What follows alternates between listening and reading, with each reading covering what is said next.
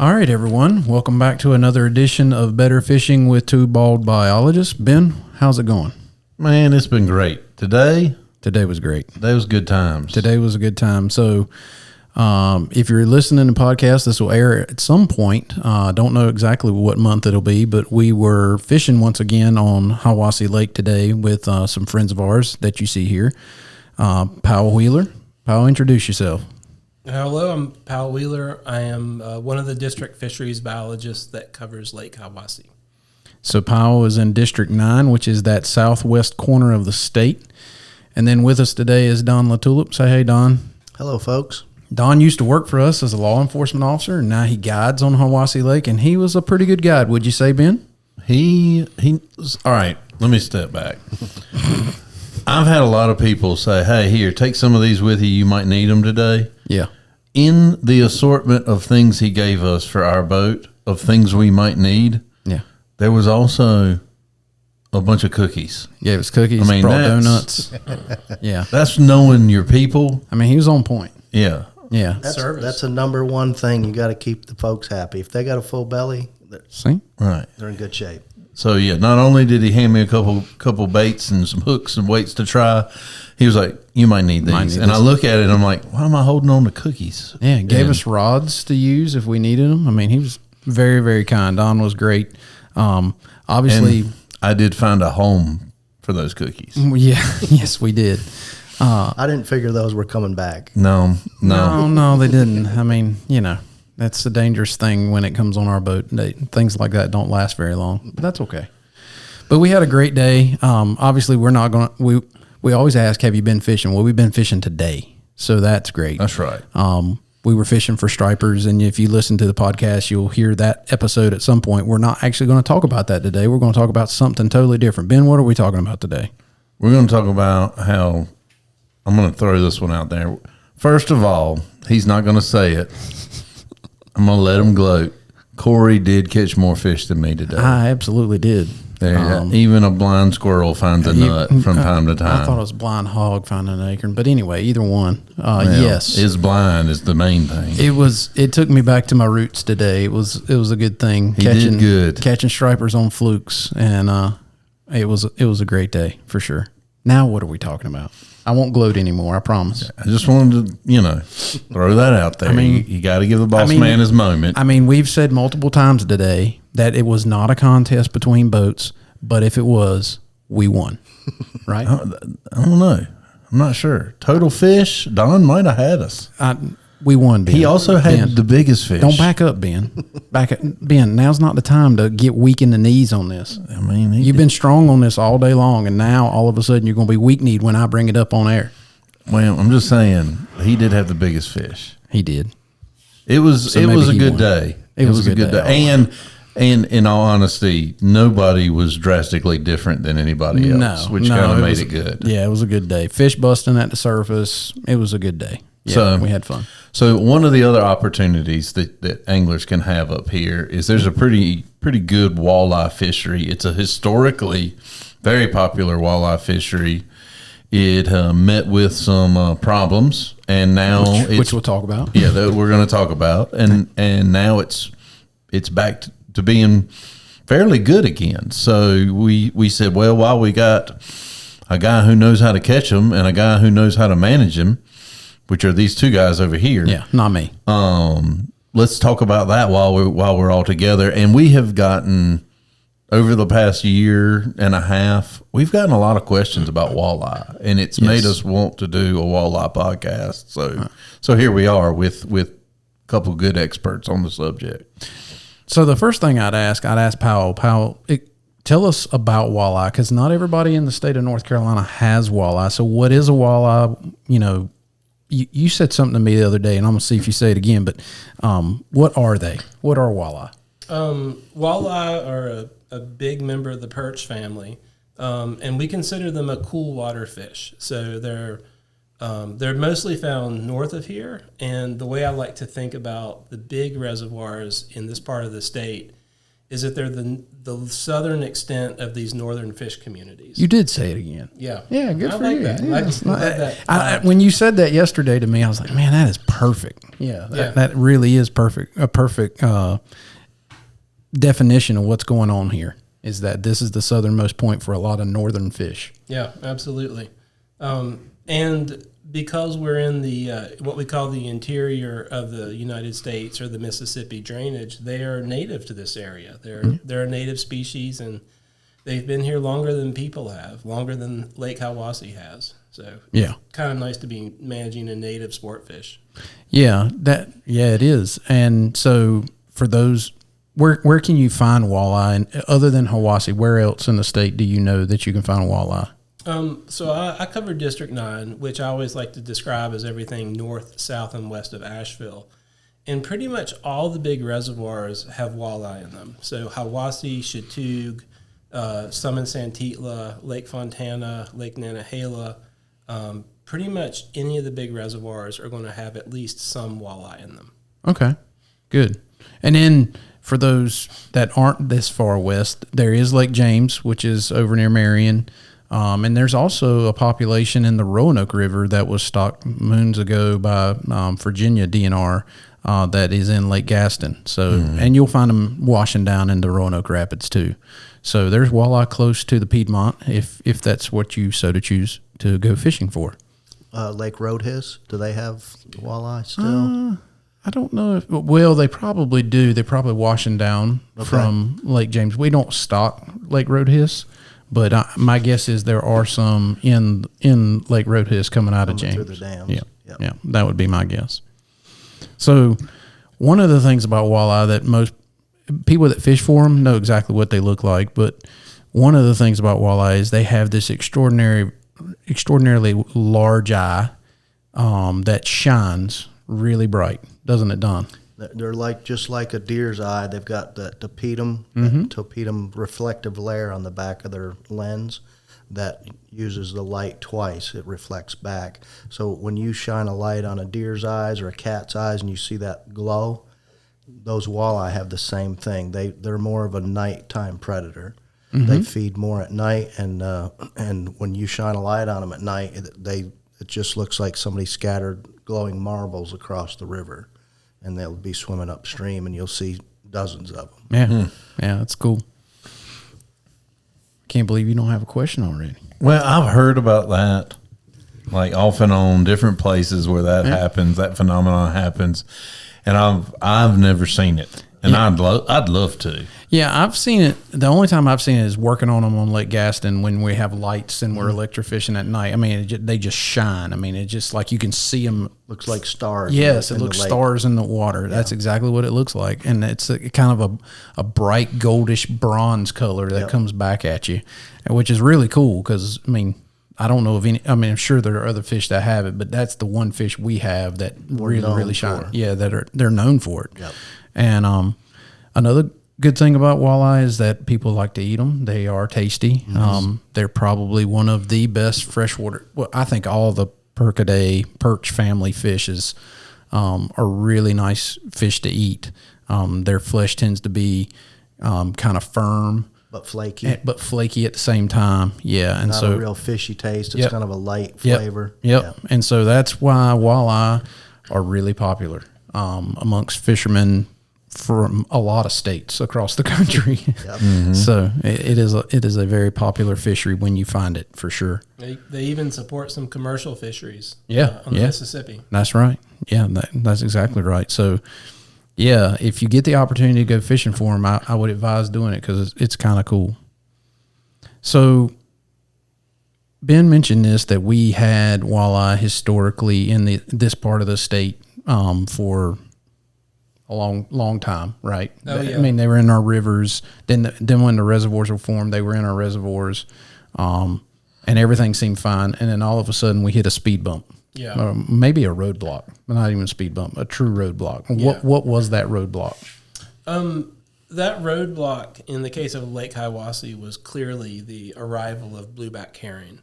And blueback herring are a forage fish, like you could describe them as a shad kind of a fish. And they appeared upstream in Lake Notley in 1998, and also upstream in Lake Chattooga in 1999. And by 1998, they were first discovered in Lake Hiwassee. But what did that cause? Why are blueback herring a problem? Blueback herring are strongly associated with fish reproduction problems. So when blueback herring appear in reservoirs, very often one or more species that has reproduced fine since the beginning of time all of a sudden starts having reproductive failures. And in this case, it was clearly associated with walleye ceasing to reproduce.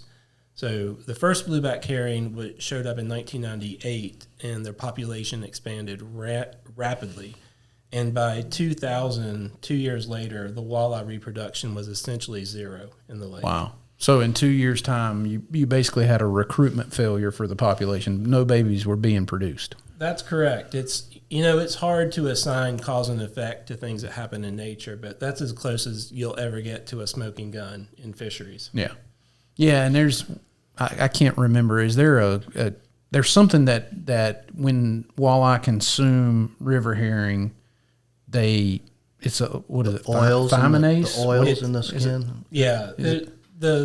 So there are several theories as to why that happens, but I don't think we've ever fully solved the puzzle on what the mechanism is. Gotcha. But what you're describing is blueback herring contains an enzyme called thymidase that degrades thymine, which is a really important chemical in the development of eggs.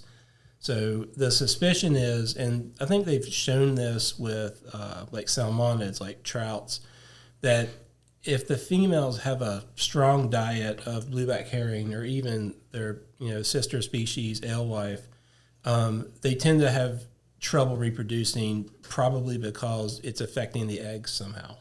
Yeah, I know like the adults that come into Table Rock that we spawn, we'll talk about that in a minute, but the adults come into Table Rock that we spawn, a lot of times the eggs, when they come out, you can tell almost immediately that they're absolutely worthless. I mean, the hatchery employees are like, yeah, they're a different color. They're kind of like a mud brown kind of color. Instead of opaque, they're a solid color. Yeah, and they just don't do anything. Like they might as well just throw them out, so to speak. Right. They're not going to have any kind of real good production with those eggs when those females come in that have that problem. Yeah. Not all of them have it, but the vast majority do.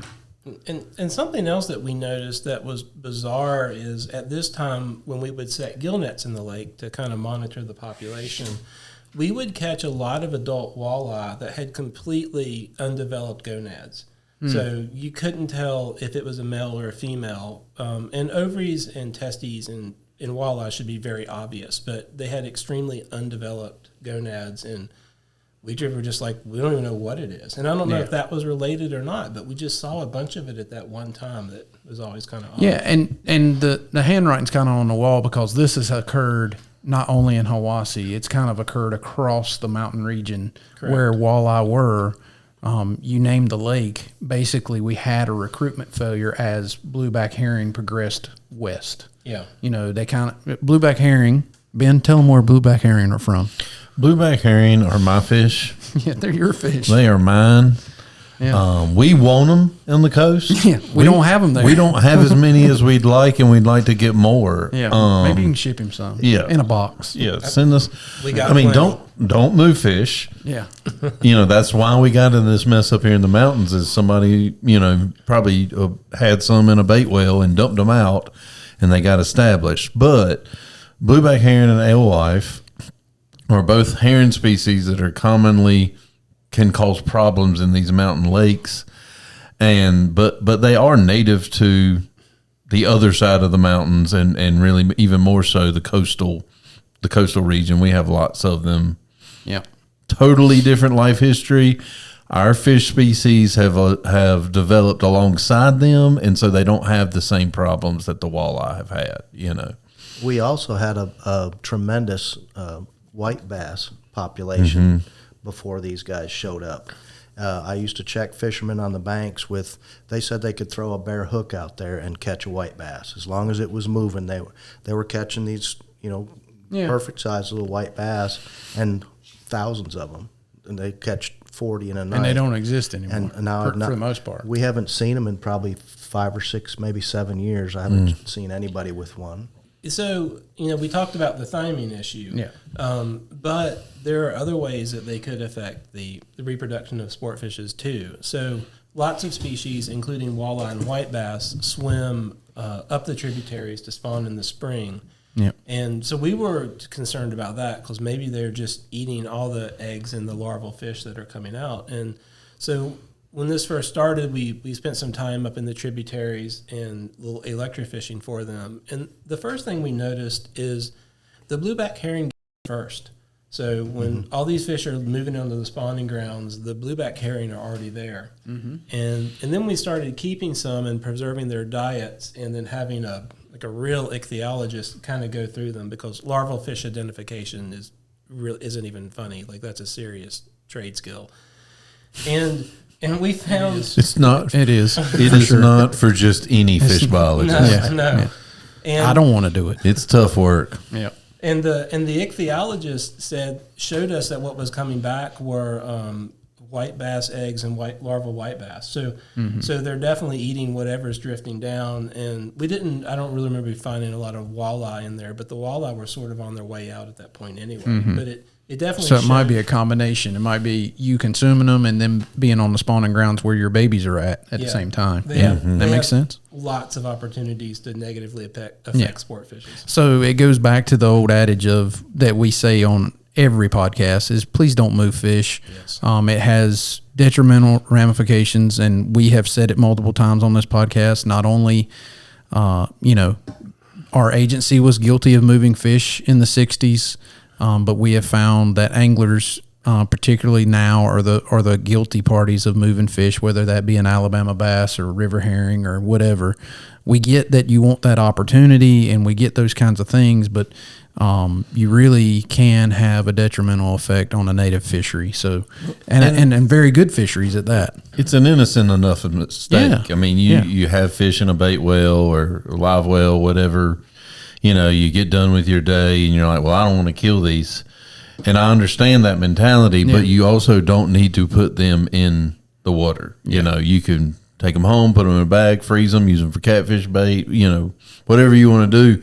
But just don't turn loose a fish into the water that you got from a different piece of water or you got from the store. Even if those fish exist there, the only ones you want to turn loose is the fish you got from there. That's right. So if you caught bait in the lake, use it. You can release your excess. But if you got it from somewhere else, don't do that. And it's a blue light special. Blue light special. In a former life, Don would have. It's a blue light special, Don. Would have given you a. That'll earn you an award. Yeah. You'll get a user fee. Yep. And also it can cause problems, and so just be aware of that. I know we say it a lot, but we can't say it enough. No, because a lot of the problems that we have come from that innocent mistake, and it keeps happening. That's the thing, it's annually that we get a species moving somewhere that we've never seen before, and it's a high likelihood a human did that in some way, some fashion. Some people are intentionally, like Alabama bass.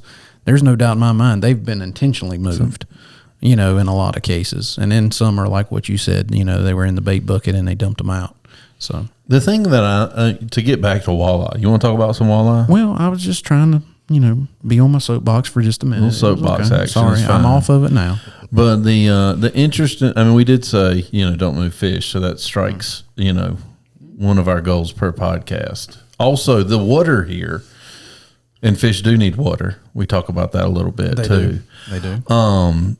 This is unique, to North Carolina. A lot of people don't think about mountain fisheries, especially aside from, trout. And we have an amazing trout fishing opportunity, so I'm not underplaying that. But this is a unique local, regional fishery, and I think that's the cool thing about it. Really, is that the folks who live here know a lot about it and have capitalized on it their whole lives. But I knew they were here because I'm a fish biologist. But if I wasn't, I probably wouldn't even walleye fishing in North Carolina may not even be on my radar. So we talked about the roadblock that we hit with walleye, and then when did we start really? I know we've stocked on and off walleye, but when did we really start like intensively trying to manage to get a walleye fishery back in Hiwassee? We started stocking walleye as fingerlings in 2004. Okay, and we've stocked every year since then. So we've been doing it for 20 years. Yeah. And basically, if we don't stock, that fishery would go away because the conditions really. I mean, I say the fishery it would be greatly reduced. That is correct. Yeah, because the conditions have not changed. We still got blueback herring in the lake, and if we quit stocking, it's probably going to be greatly diminished and not the fishery that it is today. Correct. Okay. So it's actually kind of interesting. We mark the fish that we stock with oxytetracycline. And oxytetracycline is a veterinary antibiotic. Man, we are nerding out today. And it turns the water yellow, and they swim around in it for a little while, and it is absorbed into their bones and their otoliths, which are these bones in their head that we care a lot about because they tell us how old they are. And when we can get the otoliths out when they're adults and shine a very expensive light on them, and if they glow, that tells us that they were stocked with oxytetracycline. So shortly after we started stocking, we did a preliminary investigation and found that the majority of the fish were in fact marked with oxytetracycline, but there was a little bit of natural reproduction, but we were really making a big difference.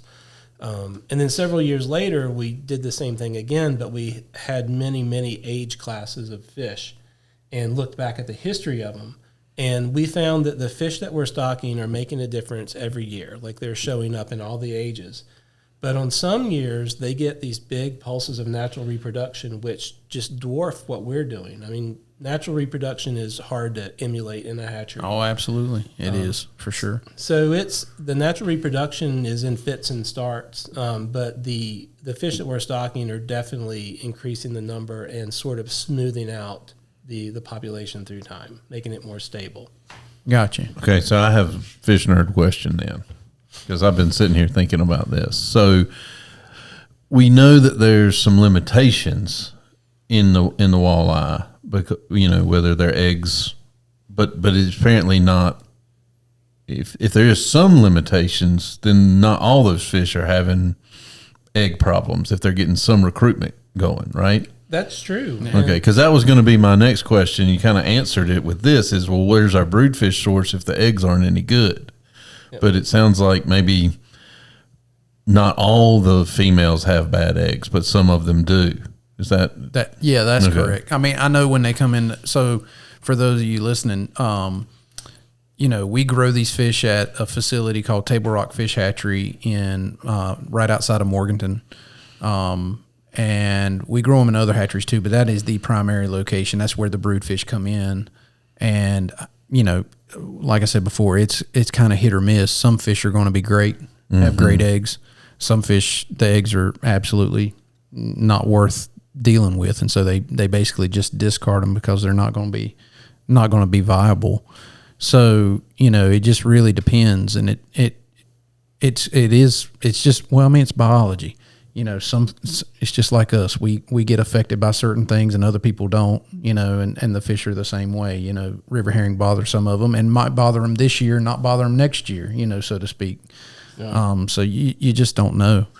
But yeah, the river herring are definitely a threat to sport fish reproduction. But one of my favorite movies is Jurassic Park, and my favorite line is that life finds a way, and it does. Like, they've been swimming around for millions of years, and they've had thousands of threats we don't even know about. And he says that all the time. To work around it. He doesn't say life. He says nature finds a way. I have said that. You said that quite frequently in my lifetime with him. So Excellent. Normally, it's in regard to all female bass ponds that can't seem to stay that way. Yeah, they never stay that way. He's like, nature finds a way. Well, That's exactly what happened in Jurassic Park. Right. They thought all the dinosaurs were female. Mm-hmm. Yeah, exactly. The one thing that Ben and we were on the boat today. We were talking about walleye while we were striper fishing, and the one thing that's kind of weird is that like the Roanoke has both these species. Mm-hmm. The walleye were stocked. The river herring were native, and they don't seem to be bothered by it.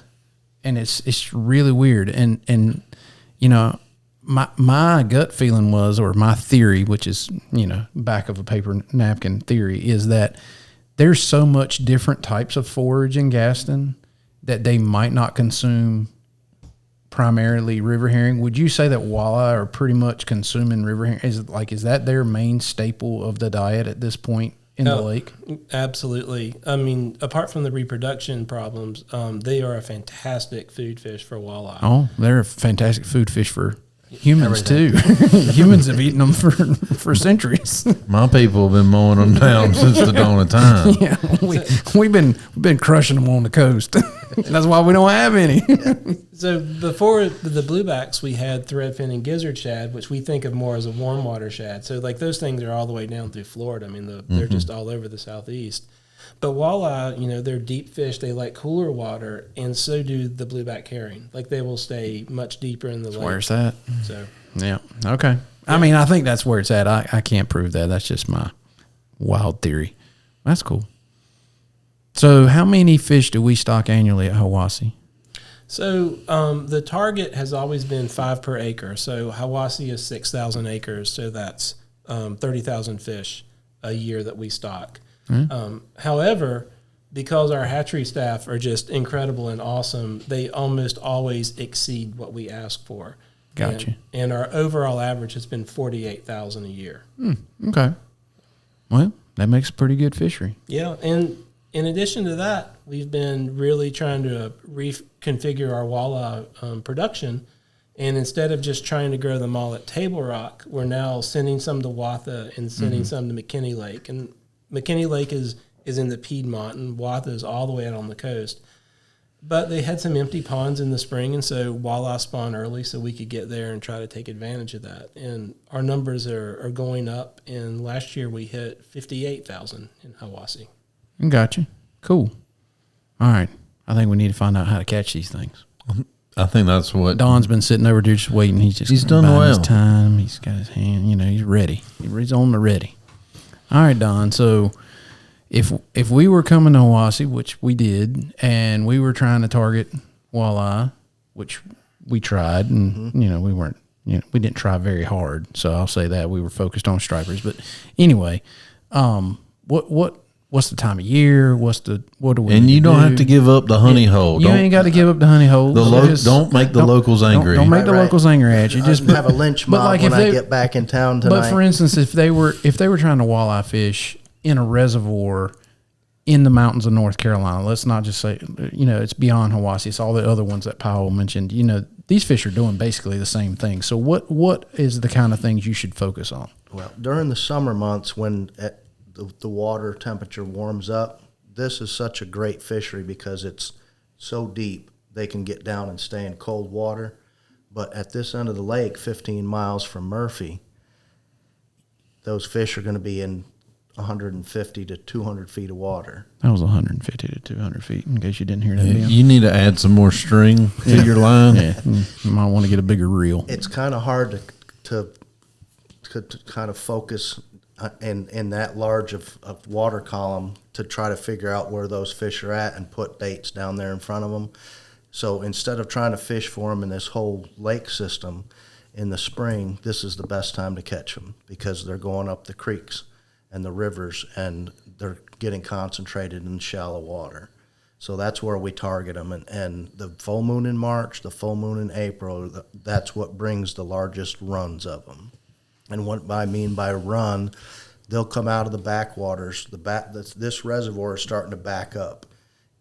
As they fill the lake, the rivers are backing up in towards town and in towards the upper parts of the mountains. So as that lake is backing up the river, those walleye will, during the day, during the bright sun days, they'll be out in the deeper water of the lake, and then when the sun goes down, they'll run upstream and get on the shoals to spawn.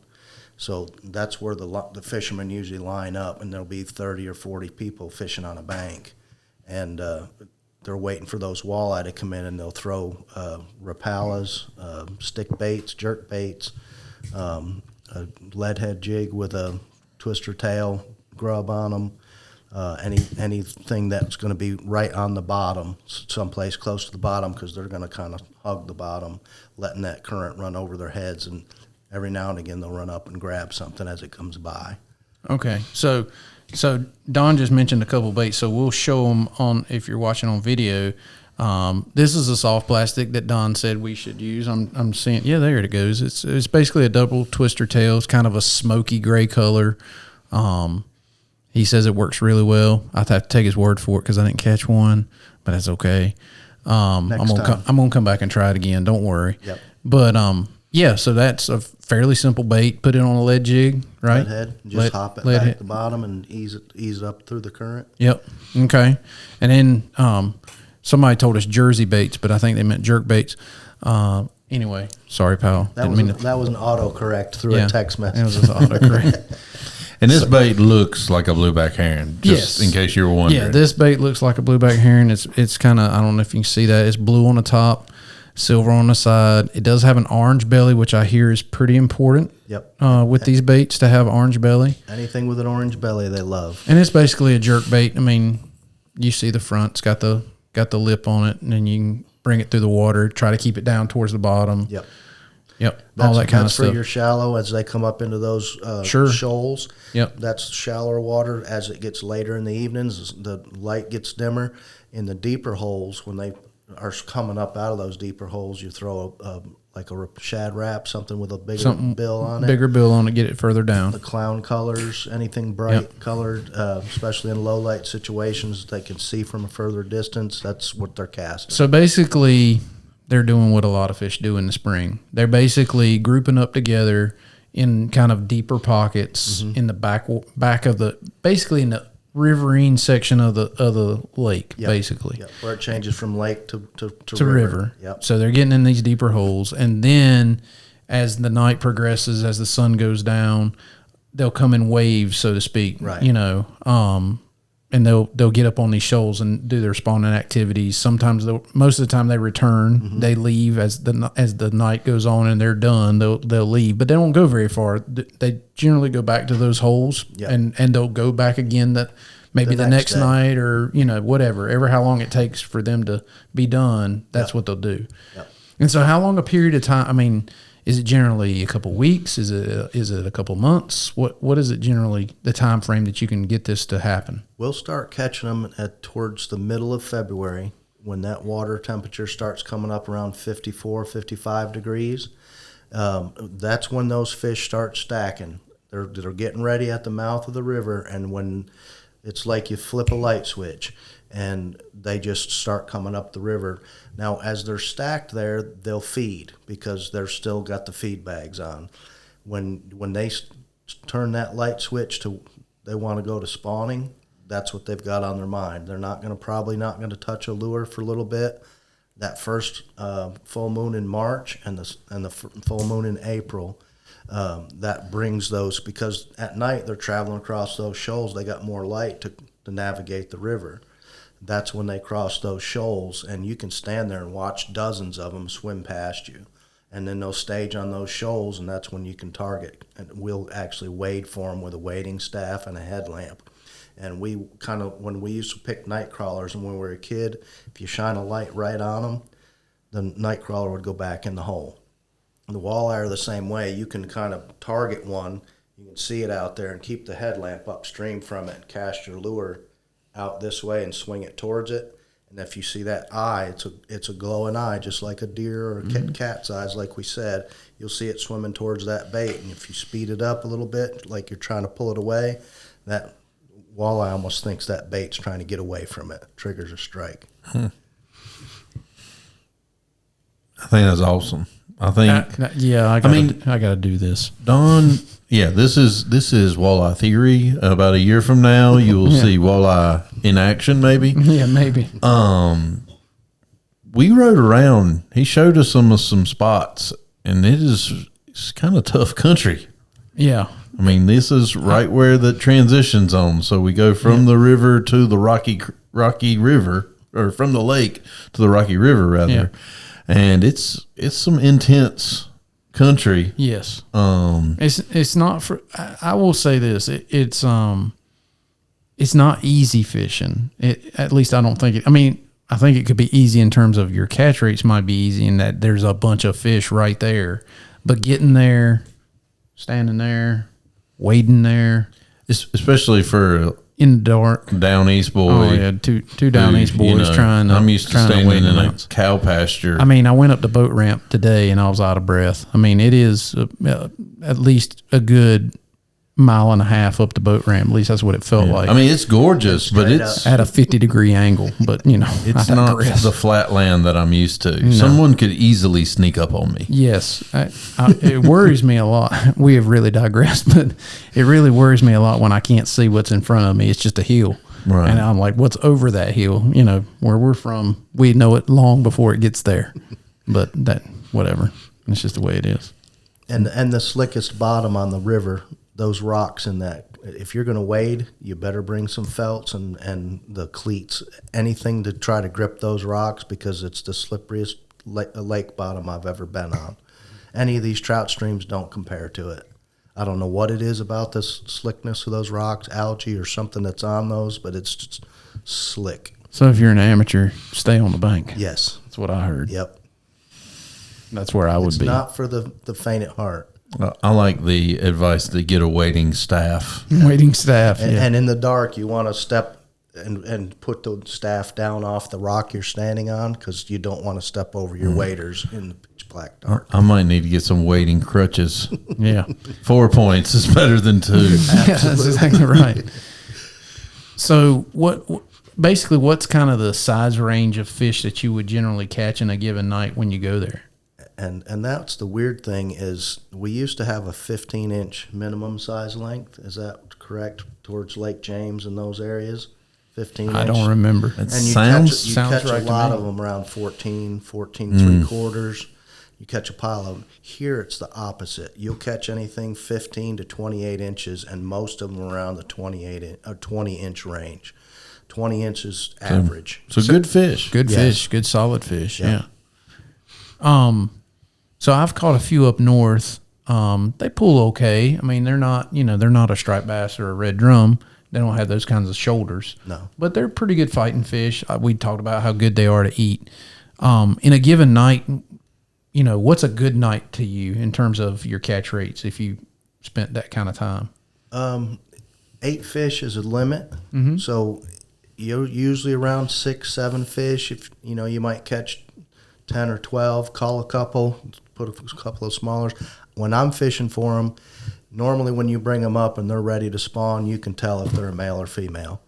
You got eggs coming out. I usually try to take them off the hook and return them, because they can hold a lot of eggs, 200,000 average for a big female. Mm-hmm. I really like to try to put those back and keep the males if I can. And the males are generally going to be smaller. And they're going to taste better too.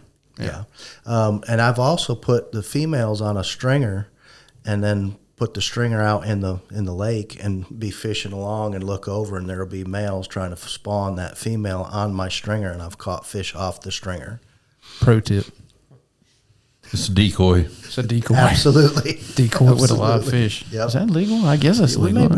I better look into that. Yeah. But if it is legal, pro tip. That's right. The other thing about these walleye is, I said they were 8 fish limit. Mm-hmm. This time of year, it's easy to catch 20 or 30 in a night. Okay. And when you can only catch them for 2 or 3 months out of the year, it kind of makes people want to keep a little more, because Oh, here comes the law enforcement in him. I can hear it. And I'm just trying to save the fishery, you know, and the few that we can preserve, those are our reproducing females. Yeah. And I'm going to take those males home, and they eat better. Like I say, you can use the female as a decoy or whatever you can do with it, and then release her when you get ready to leave. The males eat a whole lot better than the females, and you know, you keep 8 of these 15 to 20 inch males. That's great eating. Yeah, they're excellent. So we talked a little bit about that earlier this year with Mason. You know, there's nothing wrong with keeping illegal fish, but if you do it on the regular, you might want to be careful about how you do it and what you do and how the decisions you make. So, and I think that's kind of what you're talking about as well. I've found over time this works for me, and that's great. And I think if you do it one time a year and you want to keep illegal fish, then you know that's why it's legal, is that it's okay to do. And that's why you guys stock them. We want people to take them home and eat them. Sure. I mean, I love doing that. I love taking home a limited fish, and they're one of the best eating fish out there. And I want to take 8 home. Yeah. Sure. But I don't want to be kind of hoggish about it and take a dozen or 20 home in a night. Once again, blue light special. Right. Another award for doing something wrong. Yes. Don won't come find you anymore. Nope, I'm all done with that. He's all done with that. Nope. But Don knows some people that might come find you. They might do it. Yeah, I mean, I think the thing that makes it kind of unique is it's an opportunity to get a spawning run fish from the bank. Yeah. You know, that it happens in a couple of fisheries in the state. I mean, white bass is another one we talked about with Kelsey not that long ago. You know, where you can stand on the bank and you can white bass fish, and they're coming up in the spring of the year just like these guys are. Yeah. These guys are bigger, you know, they're bigger fish. Yeah. I think what makes them somewhat unique is you can visually see it. Yeah. You know, you can visually see these guys at night moving across shoals and stuff like that. It's like, for those that fish, they know like catching a fish visually. Sight fishing. Yeah, sight fishing is just like one of those things that everybody's like, man, that's so cool. I mean, doing it, whether that's smallmouth up north where it's clear, you know, walleye fishing here, red drum fishing on the coast, you know, where that fish comes to the bait that you're throwing. Bass, and you don't bed fishing. Bass, bed fishing. Super fun. Yep, super fun. And hopefully you don't freak out before they take the bait, because most people, the first time they do it, pull it right away. And it's like, oh, I screwed that up. Why did I do that? Yeah, why did I do that? But yeah, I think that's one of the things. They're great to eat. It's a unique time of year. It's a unique fishery, and it's very visual. You know, a lot of it is very visual, and sounds like it's communal. Yeah, there's a lot of people there. Lots of people. There's a lot of local people there that are taking advantage of that opportunity, that are, you know, standing on the bank together. Some of them know each other. They're talking. I mean, we talk to folks outside of us this week, and, you know, well, my friend did this and my friend did that, you know, so you can tell that it's kind of a communal thing. Yeah. And that's a cool part about it as well. Yeah. And you get to meet new friends, and, you know, I've met some of my best friends on the creek bank down there. Yeah. You know, that was one of my favorite parts of the law enforcement job, is hanging out with fishermen. And watch them and their techniques, and I'd teach them things, they teach me things, and, you know, it was kind of a meshing of the community at that point, you know. The other thing I was going to say too is it's not just a night thing. Sometimes during the day, it's like you flip a light switch and they go do it. You'll cast 50 or 60 times, not touch a fish, and all of a sudden it's just like 5 casts in a row. You've got another fish on. Yeah. And then just like that, they're done. Mm-hmm. So that the first hour of the day and the last hour of the evening, just like deer hunting, it seems like that low light time, and then about an hour into it, and then an hour at the end of the day, you can cast and cast, and then all of a sudden there's another one. It's like your hand is on fire, and I'm firing every cast.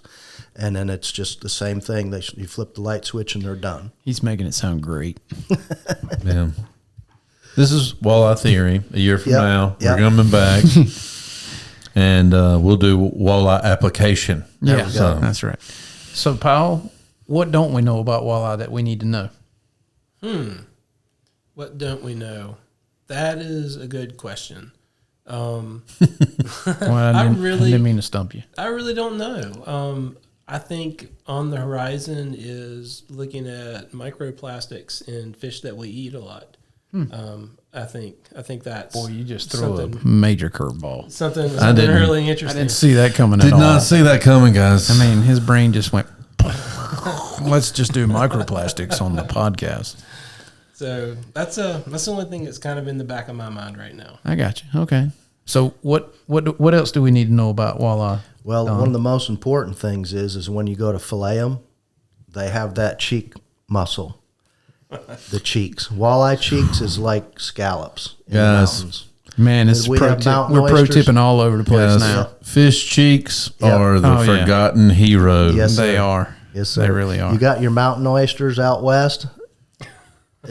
Fish cheeks. Fish cheeks. Walleye cheeks, it's a scallop about that big. Are fish cheeks better than mountain oysters? Absolutely. Okay, there you go. Well, it wouldn't take much. I could have told you that. That wasn't hard. That was an easy. Not even a comparison. That was an easy answer. No, they're great. It's funny because that muscle is very uniquely shaped in the cheek, and it has a little bit different texture. Yep. I mean, it's not the biggest chunk of meat, but if you get enough of them, many fish you can get the cheeks off of. And I don't know that I've ever gotten a cheek out of a fish and it wasn't worth my time. Yeah, that's right. That's right. So that's a pro tip if you like to eat fish. So, well, I want to thank you both. We've had a great time while we've been here this week. Don, you've been a gracious host for sure. No problem. Powell, you've been a wealth of information as always. I'll do what I can. I love Powell. He doesn't know how much I love Powell, but we talked about him on the boat today, didn't we, Ben? Those good peoples. He's a good peoples. And that's the kind of people that we have working for us. As you can tell, he can nerd out like Ben and I can nerd out about things, but at the end of the day, he just wants people to come fish and enjoy the fishery that the Wildlife Commission and Powell have provided. We didn't even talk about it. Powell's good people. Yeah. But Powell works with Amanda, who y'all may remember from the Muskie show, the Trout show. Trout show. Yep. And Appalachian Trout. She's good people. She's good people too. This district, if you live in District 9, you've got some good people on your side, and absolutely, I would encourage you to get to know them because they're on the top of their games. Yep. So thank you both. Really appreciate it. Thank you very much. Yeah. So I reckon it's time for questions. Let's do this. Let's do it. Okay. We're gonna take it east for a minute because I get to pick the questions. So thank goodness, because if it was left up to me, we'd be struggling right now. As we know, and I just said it, it's kind of a good segue. We get emails all the time. I'd like to know who my local biologist is, and we recommend that. Like, you can get to know guides, you can get to know other fishermen, but there are at least 2 people in your area that have a very unique perspective on the fisheries and what's going on, and I definitely recommend you reaching out and you picking their brain. District 1, we've had questions about coin jock, which coin jock, Currituck area. I grew up catching brim on popping bugs in that area. So great fishery for sunfish, lots of stripers, fantastic bass fishing, the occasional, white perch is good there as well. Mr. Mike Elliott sent me an email wanting to know who his biologist in coin jock and Lake Phelps was. And the best part about that question is, same guys, both been on the podcast multiple times. Yep. Also did a fishing show and a podcast about Lake Phelps. Yes. Yep, sure did. Chris Smith and carp expert extraordinaire Dion Curry, as you may remember from our carp fishing or carping podcast. Yep. So get to know them. They're good folks. Very smart. Yeah. We did a TV show. Well, they did a TV show with Carolina All Out on Lake Phelps bass fishing. Went really, really well. It's a great bass fishery, so check that out when you get time. It's on YouTube and on the Pursuit channel, so check that out when it's airing. That's right. So that was an easy question. Yeah. Give Chris or Dion a call I got them in touch with them, so we're good to go. If they there. won't talk to you, talk to this guy. Yeah, if they don't talk to him, call me because I know a little bit about those areas too. Yeah, so. that's right. They'll talk to you. But they'll talk to you. They're good folks. So this is a good question for Powell since we're here. Okay. Where should I fish near Murphy? I'll be there in a few weeks. When I was thumbing through the questions, I was like, well, now's the very appropriate time for that. So yeah, we've talked about at least one of those today. The hatchery-supported trout streams are closed during the month of March. Right. That's true. Your delayed So don't harvest do streams- that. Delayed harvest streams, Appalachia Lake is great for trout. If you're looking to catch trout, you can fish the reservoirs year-round. Mm-hmm. And if you're looking for a delayed harvest stream, so even though hatchery supported is closed currently, there is Fires Creek in Clay County, which is very nearby, and it is an exceptional delayed harvest. I Beautiful highly stream. recommend it. So this time of year, single hook artificial lures only. So fly fishermen love it, but if you like to spin fish, you can cut 2 hooks off your spinner and have a great day out there. Good deal. Pro tip. Yep. Like it. And now That seemed easy. it was easy. Yeah, You we're know, rolling. Not all questions are hard. No. Some people we just got to get the right people. Got to get the right people to give us the information. If they're in Murphy, they might want to striper fish or walleye fish this month. I've heard about the walleye fishing. Yeah. So have the rest of you. Yeah, that's right. Are there any guides that offer those kinds of There's services? a couple around. Yep, Yeah. they're pretty easy to find. Good to know. Next question. I'm going to be in New Bern, and I would like to know where I can go bank fishing. Now, The first one that comes to mind is Lawson Creek Park. that's a good one. That's a good one. I'm about to throw them for a loop. Martin Marietta. Boom. There it is. Martin Marietta Park is very nice. is a city park in New Bern. Quarry Lake. So it's the only place within 60 miles of New Bern where there's 80-foot deep water. Crystal clear, beautiful, it's probably 400-acre lake there. It's a bizarre place. For the coast, For the you're coast, it's a absolutely bizarre right. place. Yeah. Relatively large bass, decent crappie fishing. It's a quarry lake, so it's not super productive, but the fish that are there are pretty good. Yep. There's 3 lakes there. I would recommend you walk around, you look at all the lakes. Look at one of them, the middle one, very good. It's a little bit of a walk. The front lake is bigger. It has really big bass in it. The middle lake has decent brim and largemouth bass as well. But if you're the whole place is walkable. Yes. So That's a nice park. and It's a there's- very family friendly. Yeah, there's trails area. there. Our biologist TD takes his family there on occasion. I take my family there a lot. They've got a good slide and swing set. Yeah. That's my season of life. When fishing ain't going great, you go get on a slide and swing. That's set. right. Yeah. That's right. It's So, okay.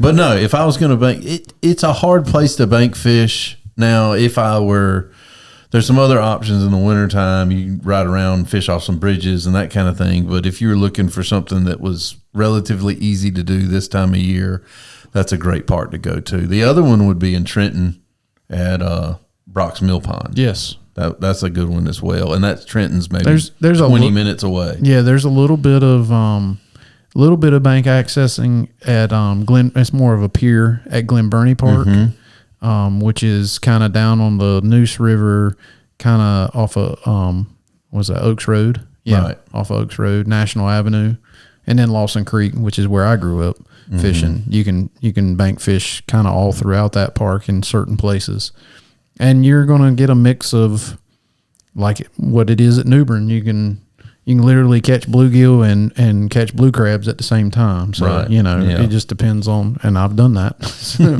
I can tell you it does happen. So you get a mixed bag there for sure. There's at most of those places. also PFAs at Spring Garden Boat Ramp That is correct. and at Cowpen Landing. And this time of year, those are great places to look for Shad fishing. Yeah. So Shad fishing, yeah, I was thinking New Bern itself, but yeah, just upstream, Spring Garden, Cowpen. Is there one at Pitch Kettle? Can't remember. No, there's not one at Pitch Kettle. But yeah, shad fishing, cat fishing, shoot bluegills and sunfish and all that. It's there as well because that Spring Garden is where I grew up. There is a deep hole at Spring Garden. If you wanted to catch a 40-pound flathead, you could do it right there off the bank. Yep. And it wouldn't be the craziest things that happen. Nope, because I have netted them there and you have shocked them there. That's right. So we know that they're there for sure. But yeah, that's where I'd tell them to go. Mm-hmm. Well, who's our winner? Our winner is Mr. Sammy Breen. All right. Well, Mr. Sammy will be getting a prize pack from us. Once again, if you want to write a question or have questions or want to be a part of our drawing, you can email us at twobaldbiologists@ncwildlife.gov. That email has changed. It was .org a while ago. Now it's .gov. And we will answer your question as soon as possible. If we don't know, we'll send it to people like Powell who do know. Yeah. Because we don't know everything, even though we might sometimes think we do. But anyway, that's a whole nother podcast. But we're going to do a podcast on how you think you know everything? No, how you think you know everything. Oh, that'd be a good one. I digress. But no, we really appreciate you listening. Once again, thank you guys for doing the podcast on walleye. I think it's been great. And folks, get out. There's a lot of opportunities in North Carolina to go fishing. This is one of the more unique ones that most people don't think about. So if you're traveling out towards Murphy or other parts of the western part of our state, walleye in the springtime is a great fishery to try to tackle. So we appreciate you listening, and we will see you next time. Take care.